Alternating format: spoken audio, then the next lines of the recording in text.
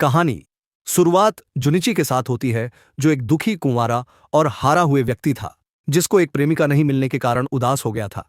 लेकिन स्कूल में सबसे मतलबी हाटी पर मौका मिलने के बाद उसके जीवन में भारी बदलाव आया, जिससे सभी खलनायक उसके विशेष सॉसेज की भीख मांगने लगे।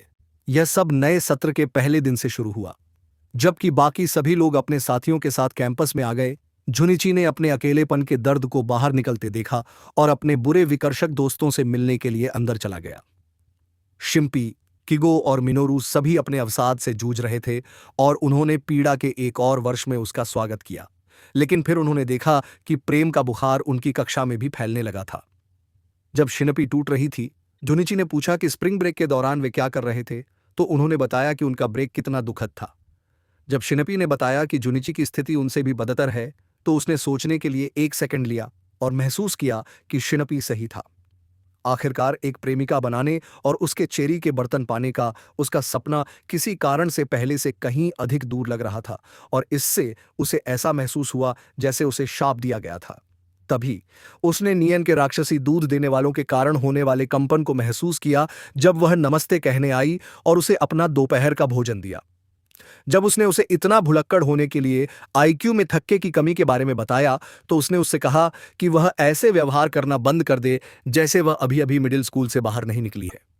उसने उसे याद दिलाया कि उसे लड़कियों में आर केली की पसंद है, लेकिन उसने कहा कि वह उसके रडार पर आने के योग्य नहीं है, इसलिए वह परेशान हो गई और जाने से पहले बाहर चली गई।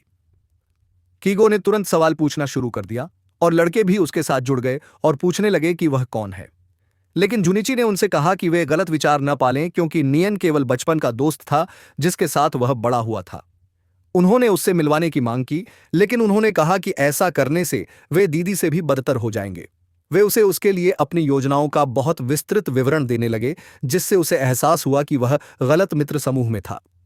कीगो और नानोरू के पूछने से पहले शिम्पी ने उससे कहा कि वह इतना धर्मी व्यवहार करना बंद कर दे, कि वह इतनी युवा साजिशपूर्ण सुंदरता को अपने पास क्यों रख रहा है।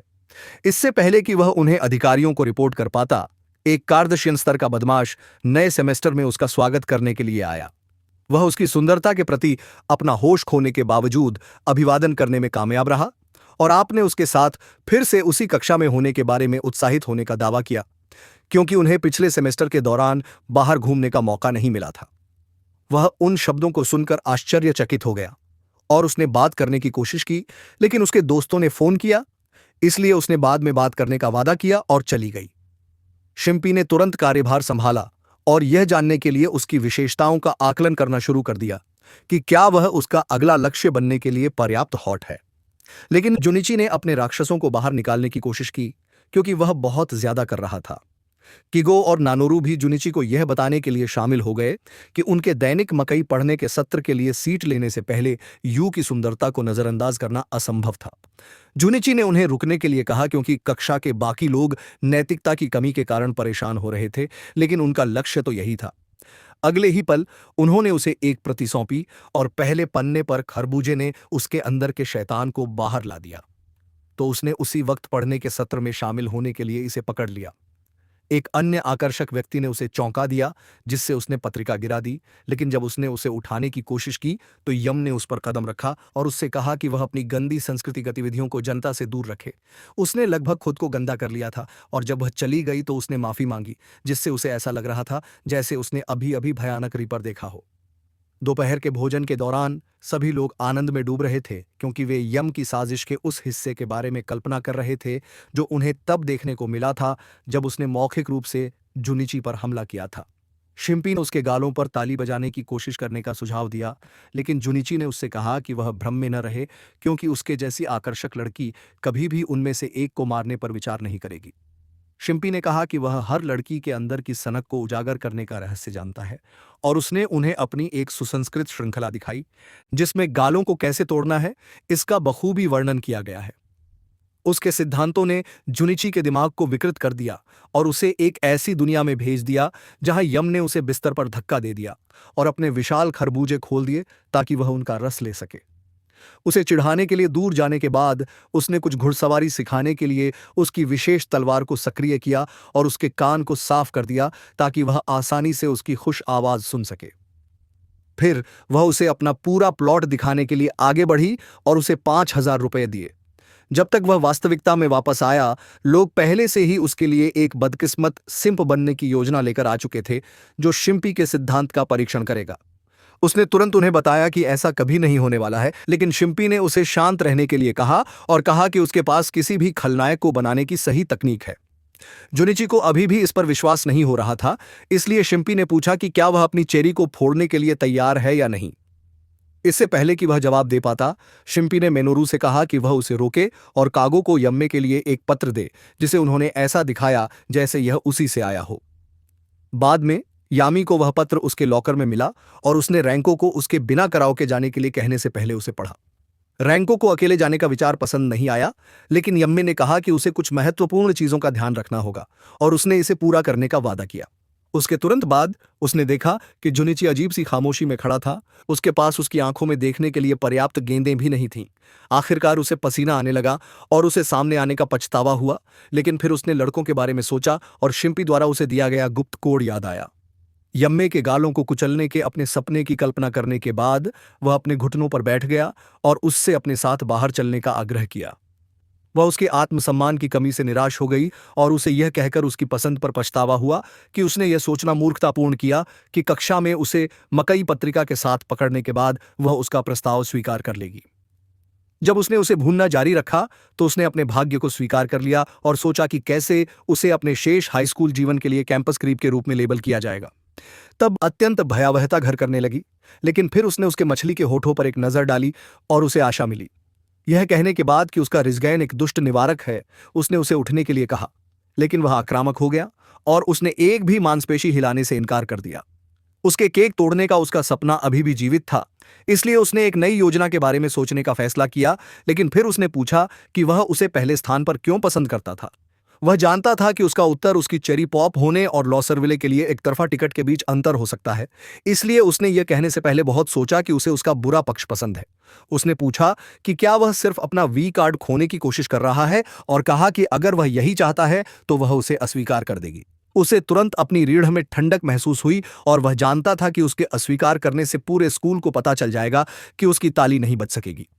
उसने इसके लिए भागने का फैसला किया, लेकिन उसकी साजिश को फिर से देखने के बाद उसने अपने भीतर के राक्षस से लड़ना शुरू कर दिया और काबू पा लिया। उसने जो शुरू किया था उसे पूरा करने की योजना बनाई, लेकिन फिर उसने पूछा कि वह पूरे समय उसकी साजिश को क्यों घूर रहा था और वह इधर उधर भटकने लगा क्योंकि वह खुद को अपमान से बचाने के लिए शब्द नहीं बता सका। उसने झुककर कहा कि यह पूछना अच्छा था कि क्या वह इसे करीब से देखना चाहता था और उसे वही देने का वादा किया जो वह चाहता था। उसने सोचा कि वह शैतानों की रानी है और उसने इसे अच्छी तरह से देखने की कोशिश की, लेकिन उसने इसे छिपा दिया और इतनी भोली भाली डमी होने के लिए उस पर हंसी। फिर उसने पूछा कि क्या वह वास्तव में उसे पसंद करता है, लेकिन इस बार उसने उसके खेलों के चक्कर में न पड़ने का फैसला किया। वह उठा और कहा कि वह जाने से पहले और अपने दर्दनाक भाग्य को स्वीकार करने से पहले उसे अपनी इच्छानुसार नष्ट कर सकती है। उसे पकड़कर दीवार में पटकने के बाद उसने कहा कि वह उसे पसंद करती है और उसने उसका प्रस्ताव स्वीकार कर लिया है, जिससे वह सदमे की स्थिति में आ गया। उस रात जुनिची बिस्तर पर ही लेटी रही और जैसे ही उसने उसके प्रस्ताव को मन ही मन स्वीकार कर लिया, उसने जवाब दिया और खुद को यह विश्वास नहीं दिला सका कि यम उसके साथ बाहर जाने के बारे में गंभीर था। उसके मन में निराशावादी जुनिची को यकीन था कि वह उसे कक्षा के जोकर में बदलने की योजना बना रही थी, क्योंकि उसने सोचा था कि उसने उसके साथ एक शॉट किया था, लेकिन सकारात्मक जुनिची ने कहा कि उन्हें आखिरकार वह प्यार मिल गया जिसकी वे सख्त इच्छा रखते थे। वे दोनों इस बात पर लड़ते रहे कि कौन सही था, जब तक कि सभ्य जुनिची ने उसे यह याद दिलाने के लिए कार्यभार नहीं संभाला कि उसके गालों पर ताली बजाना उसकी मूर्खतापूर्ण भावनाओं से अधिक महत्वपूर्ण था। इसके बाद वह एक काल्पनिक दुनिया में चला गया, जहां उसने उनकी कक्षा को कुछ मैला कुचैला टॉपिंग के लिए एक आदर्श स्थान में बदल दिया और तब तक अपने गीले सपने का आनंद लेती रही जब तक कि वह बिस्तर से गिर नहीं गया। अगले दिन स्कूल जाते समय वह अंततः वास्तविकता में वापस आया और उसे याद आया कि कैसे उसने उसे अपनी साजिश से चिढ़ाया था। तभी वह कंधे पर थपकी से चौंक गया और उसने शिनपेई और उन लोगों को देखा जो उसे उसके विनाश के लिए भेजने के लिए माफी मांगना चाहते थे। शिनपेई ने पूरी चीज को खराब करने के लिए माफी मांगी और पूछा कि अनुभव कितना बुरा था, क्योंकि उसे यकीन था कि यम्मे ने उसे गहरे अवसाद में भेज दिया था। जुनिची ने कहा कि यह उससे भी बदतर था और उसने अपने शेष हाई स्कूल जीवन के बर्बाद होने के डर के बारे में बताया। शिम्पे ने उसे चिंता न करने के लिए कहा और उन्होंने बारी बारी से उसके साथ रहने का वादा किया, चाहे उसके लिए कितनी भी बुरी चीजें क्यों न हो। यह देखकर कि मेडेन ने उनके साथ सूर्यास्त में भागने का सपना देखा और उसे आशा मिली। तभी उन्हें एक संदेश मिला और उन्होंने यम्मे का एक मसालेदार अचार देखा जिसने उनके डोपामाइन रिसेप्टर्स को डीप फ्राई कर दिया था। उसे अपने प्रस्ताव को स्वीकार करने के बाद उसके साथ संपर्क विवरण का आदान प्रदान करना याद आया और उसने उन्हें चीजें समझाने की कोशिश की, लेकिन केज ने उसे छूने से इनकार कर दिया, जबकि शिनपेई ने उन्हें धोखा देने का फैसला किया। दूसरी ओर मिनोरू बस यह जानना चाहता था कि क्या उसकी कोई छोटी बहन है जिसके साथ वह मारपीट कर सकता है। वह उस ठंडे कंधे से आश्चर्यचकित था जो वे उसे दे रहे थे, और उसने कसम खाई कि यह इतना गहरा नहीं था। इसलिए शिनपेई ने पूछा कि क्या उसने अभी तक उसे चूमा है, और उसने कहा कि इस बारे में बात करना अभी बहुत जल्दी होगी। शिनपेई ने तुरंत उसे कंधे से पकड़ लिया और बायटन और लार के साथ उसे समझाया कि एक चुंबन एक नए रिश्ते का सबसे महत्वपूर्ण हिस्सा था। जुनिची ने कागो और मिनोरू को एक ही बात कहते हुए सुना। इससे पहले उसने सोचा कि अगर यम्मी ने वास्तव में उसे चूमा तो जीवन कैसा होगा। वह होठों को लॉक करने की कला सीखने के लिए उत्साहित हो गया। इसलिए शिनपेई ने उसे अंधेरे पक्ष से परिचित कराने का फैसला किया और कहा कि उसे कराओ के जगह पर ले जाना होगा। वे भ्रमित हो गए, इसलिए उन्होंने बताया कि उनके साथी आमतौर पर लड़कियों को एक अलग प्रकार के निजी गायन के लिए कराओ के स्थान पर ले जाते हैं। उन्होंने सोचा कि यह सच होना बहुत अच्छा है, लेकिन उन्होंने उन्हें आश्वासन दिया कि यह एक वास्तविक चीज थी क्योंकि उन्होंने एक बार कराओ के स्थान पर काम किया था। उन्होंने अपने नट सैक्स को खाली करने के लिए उन्हें अंतिम कराओ के नियम सिखाकर चीजों को एक कदम आगे बढ़ाया। एक बार जब उसने खेल के नियमों को समझाना समाप्त कर दिया तो उसके मस्तिष्क की कोशिकाएं लीक होने लगीं, जिससे वह जुनिची की बाहों में गिर गया। जुनिची ने उसे बचाने की कोशिश की, लेकिन शिनपेई ने कहा कि उसकी आत्मा का भ्रष्टाचार बहुत दूर तक चला गया था और उससे कहा कि वह हर कीमत पर यमाद को चूमे ताकि उसकी मृत्यु व्यर्थ न हो।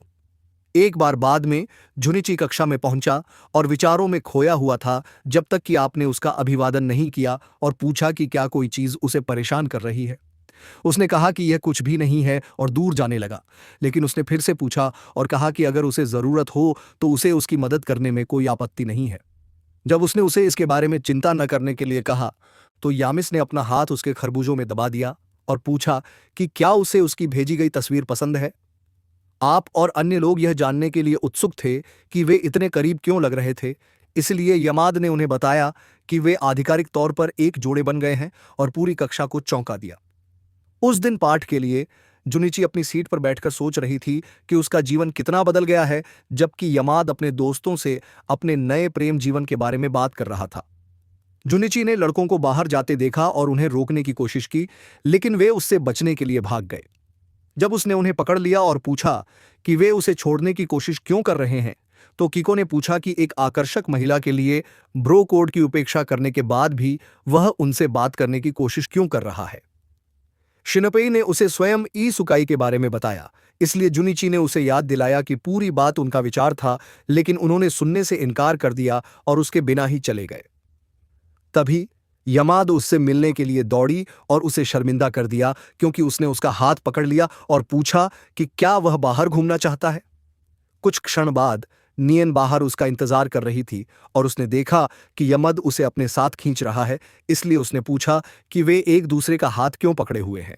जब यमाद ने उसे अपने रिश्ते के बारे में बताया तो उसने उसे छोड़ दिया और भाग गई। यमाद ने वास्तव में अपने रिश्ते के विवरण की परवाह नहीं की और उसे अपने साथ घसीटते रहे, इसलिए उसने पूछा कि वे कहाँ जा रहे थे, और जब उसने उसे बताया तो वह चौंक गया। बाद में वे एक कराओ के स्थान पर थे और जब वह एक बूथ के लिए भुगतान कर रही थी तो वह शिम्पेई ने जो कहा उसके बारे में सोच रहा था और इस विचार को अपने दिमाग से नहीं निकाल सका। वह तब तक परेशान रहने लगा जब तक उसने उसे यह नहीं बताया कि उसके दोस्त उनकी कराओ के योजनाओं में विफल रहे। यही कारण है कि उसने उसे अपने साथ जाने के लिए कहा।